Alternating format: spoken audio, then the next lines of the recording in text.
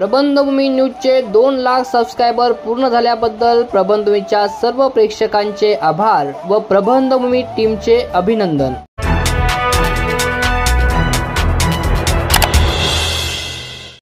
महाविकास आघाडीने बैठक केल्यानंतर त्यांनी असं ठरवलेलं आहे की निवडणूक झाल्यानंतर त्यांचा मुख्यमंत्र्याचा चेहरा ठरवला जाईल। महायुतीचा मुख्यमंत्री चेहरा ठरवला झाला आहे का? आपण पुण्याचं अधिवेशन पाहिलं असेल तर अमित शहांनी क्लिअर केलं आहे की ही निवडणूक महायुती म्हणूनच लढल्या जाईल, भारतीय जनता पार्टीच्या नेतृत्वात लढल्या जाईल आणि शेवटी संख्याबळाचा विषय असतो, ज्याची संख्या जास्त त्याचा मुख्यमंत्री होईल। आणि राहिला प्रश्न महाविकास आघाडीचा, सध्याही ते जातीपातीमध्ये भांडणं लावण्यात बिझी आहे, त्यामुळे अजून त्यांचं डिसिजन कधी होईल ते सांगता येत।